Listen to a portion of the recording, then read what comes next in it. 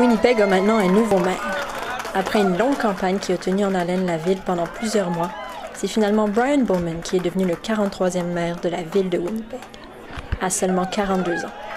Avocat en droit des affaires et ancien président de la Chambre de commerce de Winnipeg, Brian Bowman a tenu, dès ses premières déclarations, à réaffirmer son désir d'insuffler un renouveau au sein de la mairie de Winnipeg. I look forward to working with all members of City Council to bring positive change to Winnipeg. And I'm proud that our campaign was a positive one, right to the bitter end of this campaign. We kept it. To each and every one of you who voted for us and shared our vision, my special thanks for believing in me. It really, you can't understand what that absolutely means from the bottom of my heart. Each and every single vote counts, it matters, and I appreciate it, and I'm humbled. Thank you so much. Brian Bowman arrive en tête du scrutin avec près de 48% des voix. Il est suivi par la candidate Judy Washley-Solis, qui a pu réunir environ 25% du vote. La candidate est apparue un peu décontenancée et déçue, mais elle s'est dit fière du travail qui a été abattu tout au long de la campagne.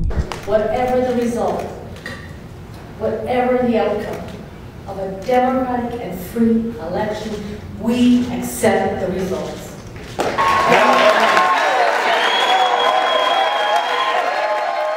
Le candidat Robert Falcon-Ouellette aura sans doute créé la plus grande surprise de cette campagne. Le candidat a été accueilli par la foule de ses partisans, heureux et fiers le soir du scrutin.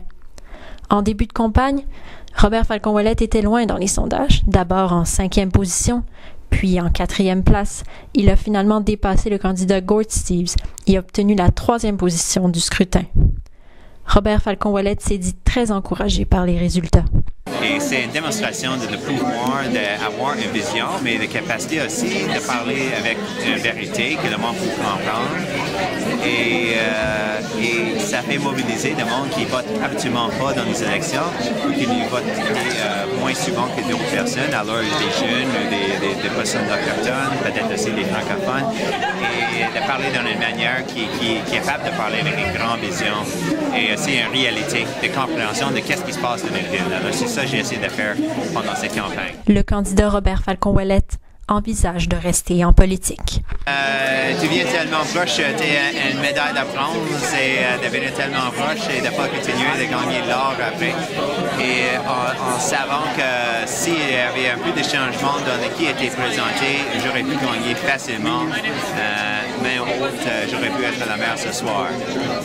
Si Brian Bowman n'était pas là, j'aurais gagné contre Judy. Et si Judy n'était pas là, j'aurais gagné contre Brian Bowman.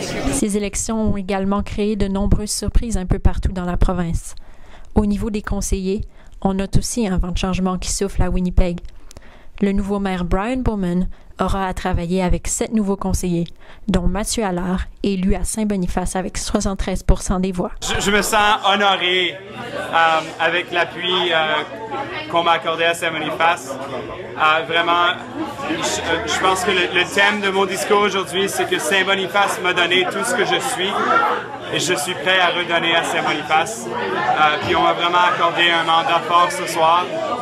Et puis, je me sens vraiment redevable à ce mandat-là. Je veux travailler d'arrache-pied pour redonner à Saint-Boniface ce que Saint-Boniface m'a donné. C'était le compte-rendu des élections par la Liberté.